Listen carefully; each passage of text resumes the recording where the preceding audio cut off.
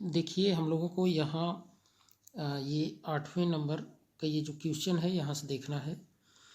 Question में कहा जा रहा है कि पोटेशियम ब्रोमाइड का घनत्व 2.82 ग्राम प्रति घन सेमी है। तो इसकी मात्रक जो है, मात्रक यानी एकक कोष्ठिका के किनारे की लंबाई ए जो है, ए दिया गया है, ये 654 पिकोमीटर है। तो यहाँ प्रूव करना है, सिद्ध करना है कि पोटेशियम ब्रोमाइड की फलक केंद्रित घन यानी एफसीसी फेस सेंटर्ड क्यूबिक संरचना है, ये सिद्ध करना है। और यहाँ पर देखिए अवोगाद्रो का वैल्यू भी दिया गया है और पोटेशियम का परमाणु द्रव्यमान, साथ में ब्रोमीन का भी परमाणु द्रव्यमान दिया गया है। तो देखिए इसका हम लोग ये हल देख लेते हैं कैसे इसको सॉल्व करेंगे।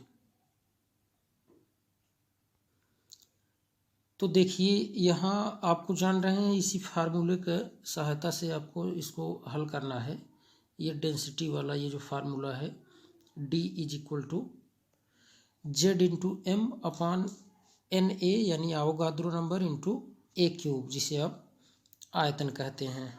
ठीक, ए इसमें आपका क्या है, कोर की लंबाई। अब देखिए पोटेशियम ब्रोमाइड का आणविक द्रव्यमान दिया ही गया था, है ना, के का दिया गया था Br का, तो उसका पोटेशियम का आप 39 रख लीजिए, है ना, उसका 39 रख लीजिए। और साथ में ये ब्रोमीन का 80 तो ऐड कर लेंगे तो आपको मिल जाएगा यहाँ पर देखें 119 ग्राम पर मोल। अब ए बराबर तो पिकोमीटर में दिया है ना, 654 पिकोमीटर में दिया है। तो इसको चेंज कर लेंगे किस में, इसको चेंज कर लेंगे हम सेमी में। ठीक, ऐसा क्यों, क्योंकि ऑलरेडी उसमें डेंसिटी दिया था, है ना, सेमी में। तो 654 × 10⁻10 सेमी। अब ये सेंटीमीटर में चेंज हो गया कोर की लंबाई। अवोगाद्रो नंबर तो ऑलरेडी पता ही है। तो पोटेशियम ब्रोमाइड के लिए जेड हमें निकालना है ना, जेड वही पूछ रहा है।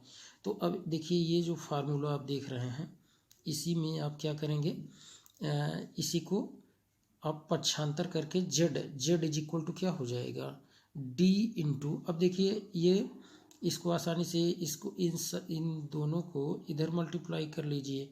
इसके बाद Z निकालेंगे तो ये सब ऊपर चला जाएगा। क्या क्या ऊपर जा रहा है, देखिए ये D के साथ ही NA यानी अवोगाद्रो नंबर और A³ ये ऊपर चला जाएगा, और बटे यही M, Z तो निकालना ही है। तो M, अब ये आपका यहाँ देखिए D का वैल्यू रख दीजिए और साथ ही साथ आप A³ यानी A तो ये मिला ही है, इसी का क्यूब कर लीजिए। तो यहाँ देखिए वो रख लीजिए, और साथ में अवोगाद्रो का वैल्यू आप दिया गया है, इसको यहाँ पर रख लीजिए। और साथ में M क्या है, यही आप आणविक द्रव्यमान अभी निकाले 119, तो इससे डिवाइड कर दीजिए। तो ये लगभग आपका 4 आ जाएगा, 3.99 यानी लगभग 4।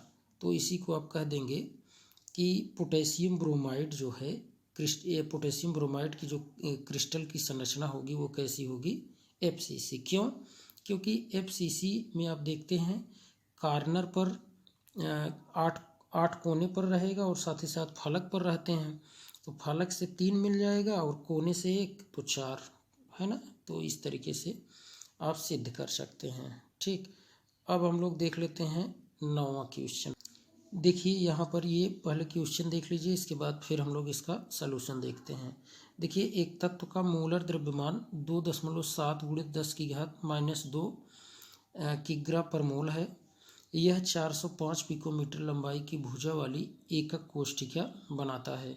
यदि उसका घनत्व यहाँ देखें, ये 2.7 × 10³ किलोग्राम पर मीटर क्यूब है। तो घनत्व तो यहाँ घनीय है। तो घनीय एकक कोष्ठिका की प्रकृति क्या है, यानी किस तरीके का वो घनीय एकक कोष्ठिका होगी।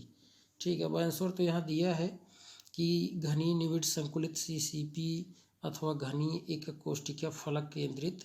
तो इसको हम लोग देखते हैं क्या क्या दिया है। देखिए मोलर द्रव्यमान यहाँ दिया गया है और साथ में ये दिया है यहाँ लंबाई यानी कि ए दिया गया है 405 पिकोमीटर और साथ में इसके घनत्व दिया गया है और इसमें इसकी प्रकृति यानी वही जेड की बात होगी। तो आइए देखते हैं। तो देखिए इसमें वही फार्मूला सेम, यहाँ जेड वही निकालेंगे तो पता चल जाएगा। तो घनत्व के फार्मूले से देखिए डी इज इक्वल टू यानी density is equal to Z into M upon a cube into Avogadro number. तो डी तो दिया ही था अभी क्वेश्चन में, आपने देखा 2.7 × 10⁻³ किग्रा पर मीटर क्यूब। और मोलर मास यानी कि ये भी आपको दिया गया था। अवोगाद्रो नंबर पता ही है, ए भी दिया गया था 405 पिकोमीटर। इसको मीटर में चेंज कर लीजिए, है ना, इसको मीटर में, क्योंकि यहाँ भी आपको मीटर में देखने को मिल रहा है डेंसिटी। तो ये सब वैल्यू अब पता ही है, जेड निकालना है। ठीक एकदम 8वें क्वेश्चन की तरह है। जेड इज इक्वल टू आप निकाल देंगे डी इंटू ए क्यूब इंटू अवोगाद्रो नंबर अपान एम। सभी जितने भी वैल्यू यहाँ पर दिए गए हैं सब इनको रख लीजिए। देखिए यहाँ पर डी है तो डी यहाँ पर रख लीजिए। इसके बाद आप देखें यहाँ पर ए क्यूब, ए कितना आपने निकाला, यहाँ देखिए 405 × 10⁻⁻12, इसका क्यूब कर लीजिए। अवोगाद्रो ये वैल्यू रख लीजिए। अवोगाद्रो देखिए यहाँ पूर्व है, ये 23 पूर्व कंप्लीट ध्यान दें। और साथ में एम क्या है, एम यहाँ पर देखिए दिया ही गया है। तो ये रख करके आप इसको सॉल्व करेंगे तो जेड आपका आ जाएगा 4। और 4 आ गया तो आपको पता ही है एफसीसी क्या होता है, और एफसीसी के एकदम सिमिलर होता है सीसीपी, ठीक, क्यूबिक क्लोज्ड पैकिंग। तो इससे ये सिद्ध होता है कि संरचना जो होगी कैसे, देखिए ये एक आयनिक पदार्थ को फलक केंद्रित घनी कोष्ठिका की कोर लंबाई 504 पिकोमीटर है। यदि धनायन की त्रिज्या 110 पिकोमीटर है तब ऋणायन की त्रिज्या क्या होगी। तो सिंपल है, जैसे आप देखें ये फार्मूला यहाँ ऑलरेडी दिया ही गया है। तो A/2 इज इक्वल टू होता है R positive plus R negative, ठीक। A/2 क्या है, A क्या है जरा देखें। ए तो कोर की लंबाई है। कोर की लंबाई आप देखें कितना 504 दिया गया है। 504 में 2 से भाग दीजिए। 504 में 2 से भाग देंगे तो कितना आ जाएगा, 254 आ जाएगा, है ना, 254। तो यहीं लिख देते हैं, देखिए जरा सा 254, ठीक। 254 बराबर कितना, अब आर पॉजिटिव दिए गया है, धनायन की त्रिज्या यहाँ दी ही गई है 110। अब इसी में माइनस कर लीजिए, क्या आर माइनस, लेकिन हमें पता करना है ना, आर माइनस पता करना है। तो क्या करेंगे, इसी 254 में से 110 घटा दीजिए तो आ जाएगा आर माइनस, यानी यही ऋणायन की त्रिज्या आ जाएगी कितना, 254 माइनस 110, ठीक, 110। तो ये आपका आ जाएगा 144, ठीक। ये ऑलरेडी सॉल्व है यहीं पर। नेक्स्ट क्वेश्चन हम लोग देखते हैं। ये 11वां प्रश्न देखें।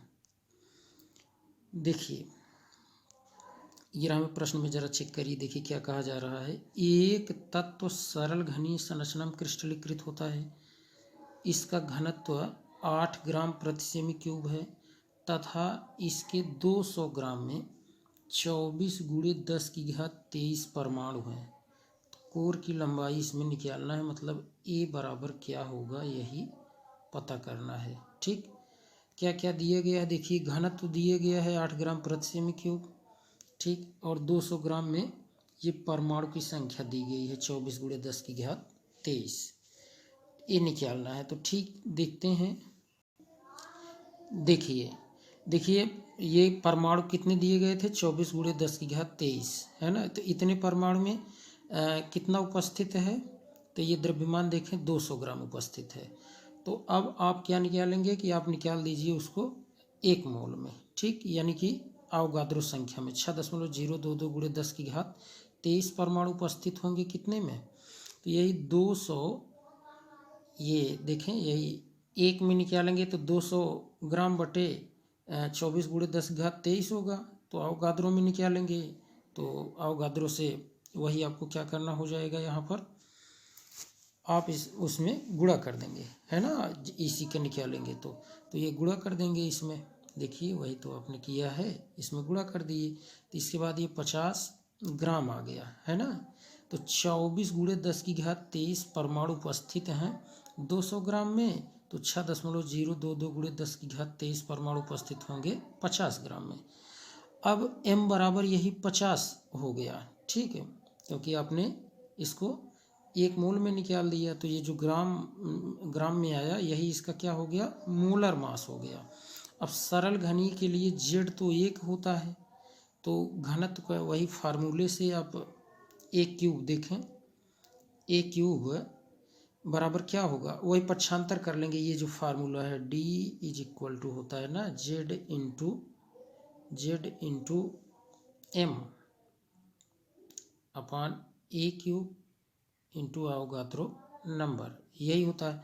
अब इसी को आप a निकालना है तो इसको यहाँ ले जाइए और d को यहाँ लाइए, ठीक, तो वही किया गया है इसमें। देखें a निकालना है तो यहाँ d आप यहाँ लाएं और सब कुछ यही वैल्यू इसमें रख लीजिए, ठीक। m 50 है, z सरल घनी के लिए 1 है, और साथ में d तो पता ही है, दिया ही गया था क्वेश्चन में 8, है ना, 8 ग्राम दिया गया था, आप क्वेश्चन में देखिए, और साथ में अवोगाद्रो का वैल्यू ये रख करके आप इसको सॉल्व करेंगे, तो a क्यूब आपका 10.378 गुणे 10⁻−24 आ जाएगा।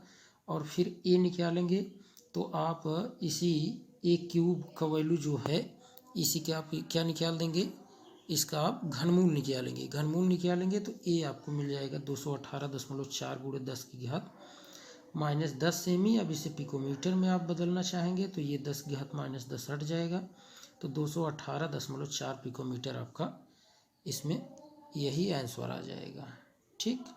तो इस तरीके से आप इसको सॉल्व कर सकते हैं। देखते हैं नेक्स्ट क्वेश्चन। देखिए आपका ये 12वां क्वेश्चन है। लिथियम धातु क्रिस्टल की संरचना अंतः केंद्रित घनी यानी BCC बॉडी सेंटर्ड क्यूबिक है, तो इसका घनत्व दिया गया है 0.53 ग्राम पर सेमी क्यूब तथा मूलर द्रव्यमान 6.94 ग्राम है, इतना ग्राम पर मोल है। लिथियम धातु की एकक कोष्ठिका का आयतन ज्ञात करना है, आयतन मतलब एक क्यूब निकालना है, यहाँ अवोगाद्रो नंबर दिया गया है।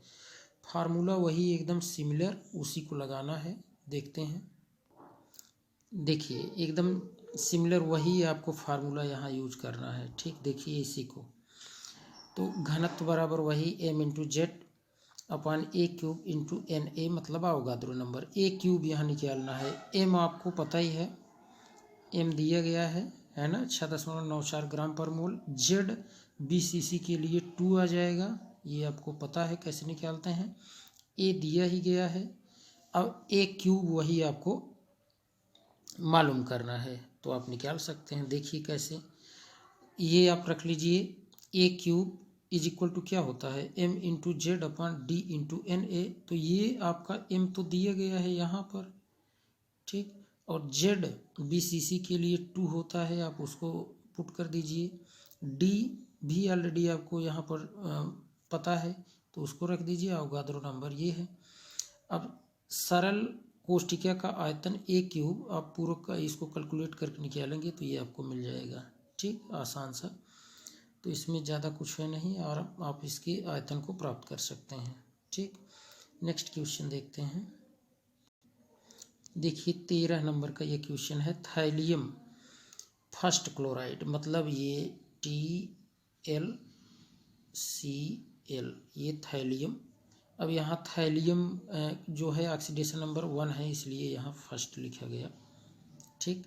फर्स्ट क्लोराइड का घनत्व तो 7 ग्राम प्रति सेमी क्यूब है।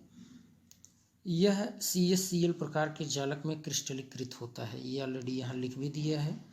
अब इसमें क्वेश्चन पूछ रहा है कि थैलियम क्लोराइड की एकक कोष्ठिका की लंबाई ज्ञात कीजिए, लंबाई इसमें निकालना है, ठीक। थैलियम क्लोराइड की एकक कोष्ठिका की लंबाई, और यहाँ देखिए इसका ये परमाणु द्रव्यमान भी दे दिया है। थैलियम को 204, क्लोरीन का 35.5। और दूसरे क्वेश्चन में कह रहा है थैलियम आयन और क्लोराइड आयन के मध्य की निम्नतम दूरी क्या होगी। ठीक, तो एक एक करके पहला देखिए, सबसे पहले थैलियम क्लोराइड की एकक कोष्ठिका की लंबाई ज्ञात कर लेते हैं। लंबाई मतलब ए वही निकालना है। ठीक है, और आपको क्या क्या दिया गया है, यहाँ घनत्व तो दिया गया है, और थैलियम क्लोराइड की संरचना देखिए किस तरीके को होती है। तो देखिए यहाँ ये 13 नंबर का वही क्वेश्चन है। सीजियम क्लोराइड क्रिस्टल की सरल घनी ये संरचना के लिए जेड क्या होगा, 1 होगा। ठीक, सरल घनी संरचना सीजियम क्लोराइड होती है तो इसके लिए जेड तो 1 होगा, केवल कोने पर होंगे अवयवी कण, अर्थात TlCl में परमाणुओं की संख्या कितने हो जाएंगी, Z=1। क्या क्या दिया है, डी दिया ही है 7 ग्राम प्रति सेमी क्यूब, m द्रव्यमान क्या है 204 और 35.5 वही जोड़ दीजिए, वो तो दिया ही है क्वेश्चन में। अवोगाद्रो पता ही है आपको, बस केवल इसी फार्मूले में रख दीजिए, क्योंकि यहाँ पर क्या निकालना है, ए निकालना है। तो A³ बराबर वही m×z, m कितना है आप यहाँ निकाले ही हैं 239.5, Z1 आ जाएगा, और डी का वैल्यू यहाँ 7 ग्राम दिया गया है, इसको रख लीजिए, अवोगाद्रो नंबर का वैल्यू रख दीजिए, तो A³ आपका निकल कर चला आएगा। ठीक, इतना। ठीक, A³ आ गया। अब ए निकालने के लिए आप इसका क्या करें, घनमूल ले लीजिए।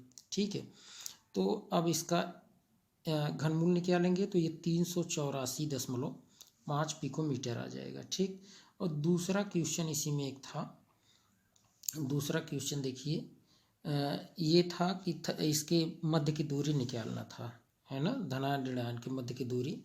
तो मध्य की दूरी को वही फार्मूला आपको पता है, इस फार्मूले से निकालिए।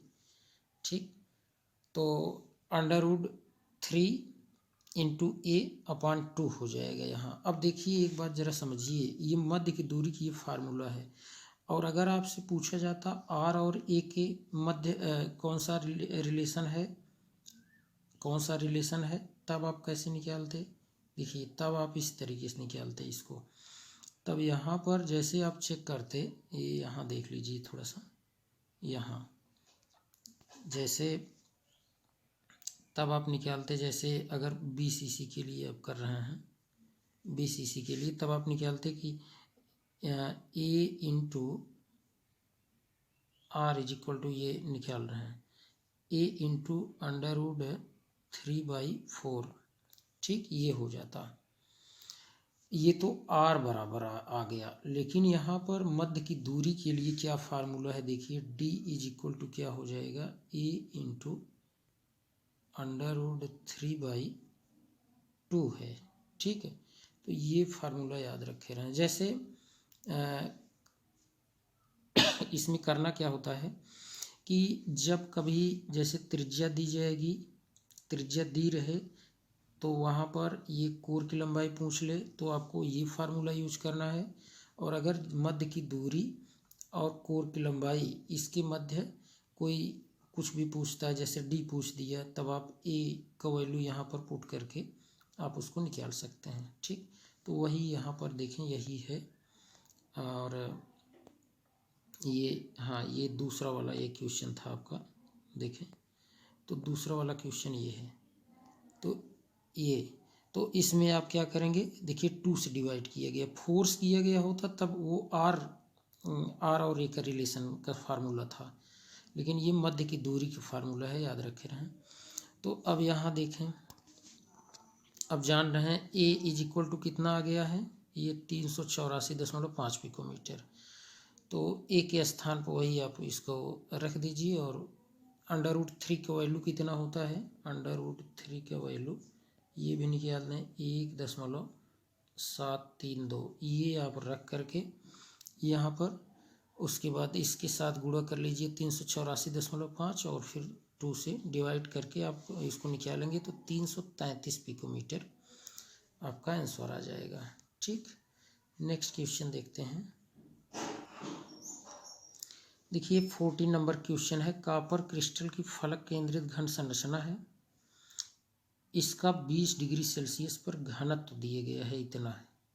ठीक, तो इसमें पूछा क्या है, हाँ, ये दिया गया है, देखें ये आपको दिया गया है यहाँ पर 20 डिग्री सेल्सियस पर घनत्व तो इसका इतना है।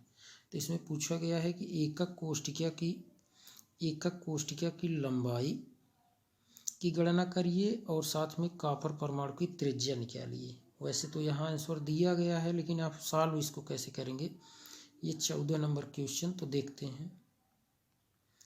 देखिए ये 14 नंबर क्वेश्चन ज़रा चेक करिए क्या इसमें पूछा है। तो सबसे पहले तो इसमें ए पूछ रहा है, तो ए निकाल देते हैं। ए कैसे निकालेंगे, वही डेंसिटी के फार्मूले से। एम के स्थान पर आप वही कॉपर का दिया था, तो कॉपर का आप वही परमाणु द्रव्यमान, ठीक। और जेड क्या होगा, जेड आप जान रहे हैं एफसीसी संरचना के लिए, ये तो क्वेश्चन में ही था, तो जेड आपका 4 हो जाएगा। डी बराबर दिया ही है, ए पूछ रहा है, तो ए क्यूब आप पक्षांतर करके निकालें, फिर वही घनमूल आपको निकालना पड़ेगा जैसे इसके पहले अभी किए। तो सभी मान को आप रख लेंगे और मान रखने के बाद आप क्या करेंगे, इसको कैलकुलेट करेंगे। और देखिए यहाँ पर देखने को मिल रहा है आपको, इसी के आपको क्या करना है, इसका घनमूल निकालना है, फिर आपका यहाँ आंसर मिल जाएगा, ठीक। इस तरीके से आप इसको सॉल्व कर लेंगे। अच्छा, ये तो अभी आपने क्या निकाला, ये कोर की लंबाई आप निकाल दिए, लेकिन इसमें एक और क्वेश्चन पूछा गया था, कॉपर परमाणु की त्रिज्या क्या होगी। तो त्रिज्या के लिए देखिए आप क्या करेंगे, वही फार्मूला जो आप जान रहे हैं, फार्मूला क्या था, एफसीसी के लिए है, ध्यान देना है। तो देखिए यहाँ पर ज़रा देख लीजिए, एफसीसी के लिए आप निकाले थे ना, आर इज इक्वल टू क्या होगा, आर इज इक्वल टू हो जाएगा ए इंटू अंडर रूट 2/4।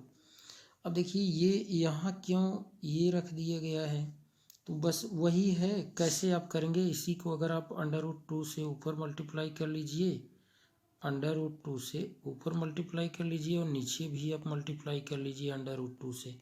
तो ऊपर अंडर रूट टू का मल्टीप्लाई होगा तो 2 हो जाएगा, और 2 से जब ये इस 4 को काटेंगे तो यहाँ 2 आ जाएगा, तो लिख सकते हैं ना a/2 अंडर रूट 2। तो वही यहाँ पर इसको सिंप्लीफाई करके लिखा गया है, तो इसमें कोई कन्फ्यूजन नहीं होना चाहिए। तो ए का वैल्यू तो अभी आपने यहाँ निकाला ही है 361.6, तो ये तो यहाँ पर आप देख रहे हैं आ ही गया है, तो इसी को आपको यहाँ रख देना है, ठीक। तो यहाँ रख लीजिए 361.6 बटे ये 2 रखिए, और अंडर रूट 2 यानी रूट 2 का वैल्यू होता है क्या 1.414। तो बस इसे आप सॉल्व कर लीजिए, सॉल्व करने के बाद आपको लगभग यहाँ पर कितना मिलेगा मान, 127.86 को आप लगभग 128 लिख सकते हैं पिकोमीटर में। ए दिया गया था तो वो त्रिज्या भी इसकी पिकोमीटर में ही आएगी, ठीक। देखते हैं नेक्स्ट क्वेश्चन। देखिए 15 नंबर का क्वेश्चन देखिए, एल्युमिनियम फलक केंद्रित घन संरचना में क्रिस्टलीकृत होता है, तो इसकी एकक कोष्ठिका की लंबाई 404 पिकोमीटर है। तो एल्युमिनियम का घनत्व तो देखिए बार बार वही डेंसिटी, फिर वही डेंसिटी निकालना है, और यहाँ कोर की लंबाई यह ए है, ठीक। ए दिया गया है और दिया एल्युमिनियम फलक केंद्रित मतलब एफसीसी संरचना है, क्वेश्चन से ही आप समझें एफसीसी है, तो जेड इज इक्वल टू क्या हो जाएगा 4 हो जाएगा, ठीक। अब जेड 4 है, एल्युमिनियम यहाँ दिया है, तो इसका मोलर द्रव्यमान हम लोग निकाल देंगे, एल्युमिनियम के जानते हैं ये 27 होगा, 27 एम बराबर ये आ गया 27, और साथ में हमें डी निकालना है ना, ये सब तो हो जाएगा। ए दिया ही है, जेड पता ही है, तो बस अब आप इसको निकाल दीजिए। देखिए अब यहाँ सब कुछ आपको पता है, एल्युमिनियम एफसीसी के लिए जेड 4 होगा, ए बराबर 404 पिकोमीटर था, इसको आप सेंटीमीटर में बदलें, क्योंकि डेंसिटी जो है, डेंसिटी आपको निकालना है तो सेंटीमीटर में ही अक्सर निकालते हैं, ठीक। तो आप इसको सेंटीमीटर में चेंज कर लीजिए, 10⁻⁻10 से मल्टीप्लाई कर लीजिए इसमें पिकोमीटर में, तो ये सेंटीमीटर में चेंज हो जाएगा। एल्युमिनियम के लिए M 27 होता है, अवोगाद्रो पता ही है, डेंसिटी फार्मूले में आप mz³ और अवोगाद्रो को वैल्यू रखें, और साथ में इसको पूरा कैलकुलेट करिए, तो आपको 2.72 ग्राम प्रति सेमी क्यूब मिलेगा, ठीक। आसान है, बस थोड़ा सा टाइम लगेगा आपको कैलकुलेशन करने में। ठीक है, तो इतना तो आप कर ही सकते हैं। चलिए नेक्स्ट क्वेश्चन देख लेते हैं। देखिए 16 नंबर क्वेश्चन, यौगिक CuCl की संरचना ZnS की संरचना के प्रकार की है। ZnS मतलब ZnS की संरचना कैसी होती है? FCC, ये भी जानना है। एकक कोष्ठक के किनारे की लंबाई A दिया गया है, यहाँ भी A दिया है। इसका घनत्व ज्ञात करना है। फिर वही सब आप आसानी से निकाल देंगे। Cu का परमाणु द्रव्यमान दिया है, क्लोरीन का भी परमाणु द्रव्यमान दिया है। तो अब आपको निकालना ही क्या है इसमें केवल वही डेंसिटी निकालना है, सब कुछ पता ही है, तो निकाल दीजिए। देखिए तो यहाँ आप इसको CuCl की संरचना ZnS प्रकार की है, मतलब कि ये FCC है। कैसी है? FCC संरचना है। FCC के लिए Z बराबर कितना आएगा? 4। A बराबर दिया है 500 पिकोमीटर, इसको सेंटीमीटर में बदलेंगे, 10 की घात -10 से गुणा कर दीजिए। CuCl मोलर द्रव्यमान क्या होगा? वो 63 Cu का दिया था और Cl 35.5 जोड़ दीजिए तो आपको 98.5 ग्राम पर मोल मिलेगा। अवोगाद्रो को वैल्यू पता ही है। बस अब आप D = ये फार्मूला m/z/a³ अवोगाद्रो नंबर इसी में आप रखिए, और रखने के बाद आप इसको क्या करें?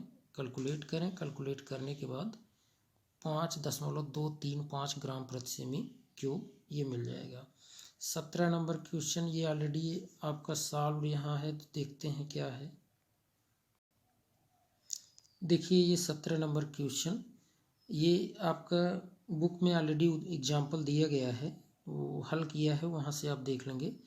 आसान है, मैं यहाँ आपको बता रहा हूँ कि जैसे आप ब्रैग इक्वेशन पढ़े होंगे, n lambda = 2d sin theta, है ना।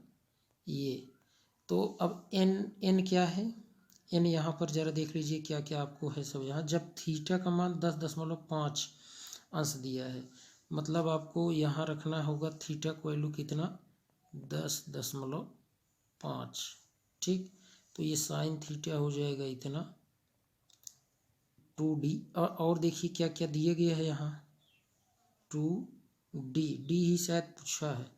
तो क्रिस्टल की सतह द्वारा 0.134 नैनोमीटर तरंग दैर्घ्य वाली एक्स किरणें प्रथम कोटि मतलब n = 1 इंटू लैम्डा = कितना दिया है? 0.134 नैनोमीटर। ठीक, नैनोमीटर को मीटर में आप बदल लेंगे। ठीक है, इसको नैनोमीटर को मीटर में बदल लीजिए। इसके बाद क्या, जैसे 1 नैनोमीटर बराबर कितना होगा? 10⁻⁹ होगा, तो इसी में 10⁻⁹ गुणा करा दीजिएगा। ठीक, इसी में तो वो चेंज हो जाएगा, यहाँ रख लीजिए। अब D बराबर आप निकाल देंगे तो ये देखिए क्या आ जाएगा, 1 का मल्टीप्लाई, यहाँ मैं थोड़ा सा हिंट दे रहा हूँ, आप देखें, ये नोट कर लेंगे। ये वैसे ये ऑलरेडी सॉल्व है, तो आप लिखेंगे, देखिए यहाँ से ऊपर से पुनः देख लीजिए, n = इसको एक प्लेन पेपर पर दिखाते हैं यहाँ, n = देखिए n lambda = 2d sin theta, ये है। अब n बराबर 1 प्रथम कोट के दिया है और 0.034 इंटू 10⁻⁹। ठीक, ये हो जाएगा इक्वल टू कितना दिया गया है? ये 2d साइन, और साइन का इसका भी वैल्यू दिया गया था, थीटा का वैल्यू 10.5। ठीक, यहाँ 5 है। अब d निकालना है, तो d बराबर आप यही रख लेंगे, ये इतना बटे कर लेंगे, किसको? इस 2 को आप यहाँ लाएंगे। ठीक, 2 को यहाँ लाएंगे और साथ में साइन 10.5 इसका भी वैल्यू आप यहाँ लाएंगे, और इसको सॉल्व करेंगे तो आपका आंसर मिल जाएगा। ठीक, ये आपको मिलेगा। ठीक, ये ऑलरेडी सॉल्व है बुक में, तो इसलिए इसको यहाँ नहीं करवाए। अब देखिए ये लास्ट क्वेश्चन है, 18 नंबर का क्वेश्चन। 58.5 ग्राम NaCl में 21 सेलों की संख्या ज्ञात कीजिए। तो इकाई सेल कैसे निकालते हैं? इकाई सेल निकालने के लिए अणुओं की संख्या में आपको जेड से डिवाइड करना है। अब जेड क्या है? NaCl आप देख रहे हैं, ये जो NaCl आप देख रहे हैं यहाँ, ये NaCl, इसका अगर आप स्ट्रक्चर चेक करेंगे ना, FCC होगा। कैसे? FCC। तो इसके लिए जेड कितना आ जाएगा? 4 आ जाएगा। ठीक, अब क्या करें, आपको इकाई सेलों की संख्या निकालना है। इकाई सेलों की संख्या, इकाई सेलों की संख्या। ठीक, इकाई सेलों की संख्या निकालना है तो आप क्या करें, अणुओं की संख्या निकालें। अणुओं की संख्या कैसे निकालते हैं? अणुओं की संख्या निकालने के लिए वही मोलों की संख्या में अवोगाद्रो नंबर से गुणा कर दीजिए। देखिए मैं यहाँ सॉल्व किया हूँ, देखिए यहाँ आपको देखने को मिल रहा होगा, ये प्रश्न संख्या 18 यही है क्वेश्चन है। देखिए यही क्वेश्चन है। तो यहाँ NaCl का आणविक द्रव्यमान ये तो आप निकाल ही देंगे। अब इसमें 58.5 ग्राम NaCl में अणुओं की संख्या निकालिए। तो कैसे निकालेंगे? NaCl का द्रव्यमान बटे NaCl का आणविक द्रव्यमान। ये द्रव्यमान ऊपर जो है ये ग्राम में है, ये किस में है? ग्राम में। ग्राम में ऑलरेडी क्वेश्चन में दिया गया है 58.5 ग्राम। यानी मोलों की संख्या गुणे अवोगाद्रो नंबर करेंगे तो वही आ जाएगा क्या? अणुओं की संख्या। तो देखिए आप 58.5 रखे, फिर बटे करके इसका अणुभार भी सेम टू सेम यही आएगा और इसी में अवोगाद्रो से गुणा कर दीजिए। तो आपको यहाँ मिल जाएगा क्या? अणुओं की संख्या, है ना? क्या मिलेगा? अणुओं की संख्या मिल जाएगी। तो ये आप जरा देखें, ये अणुओं की संख्या वही अवोगाद्रो संख्या के इक्वल ही है एकदम। अब इसी में जेड से डिवाइड कर दीजिए बस। इकाई सेलों की संख्या बराबर क्या होती है? देखिए यहाँ थोड़ा सा जूम करते हैं। इकाई सेलों की संख्या अगर आपको जानना है तो अणुओं की संख्या बटे वही जेड, और जेड NaCl FCC है तो जेड 4 होगा, तो 4 से डिवाइड करें तो NaCl में इकाई सेलों की संख्या ये निकल कर आ जाएगी 1.5055 गुणे 10 की घात 23। ठीक, तो उम्मीद करते हैं किसी आप समझे होंगे, और साथ में आप इसको चैनल को सब्सक्राइब करके रखें जिससे और भी जो आपको क्वेश्चन दिए जाएं तो वो आपको, और साथ में यहाँ एक बेल आइकन रहता है, उसको भी टच करके रखेंगे तो वो नोटिफिकेशन आपको मिलता रहेगा। ठीक, आज के लिए इतना ही।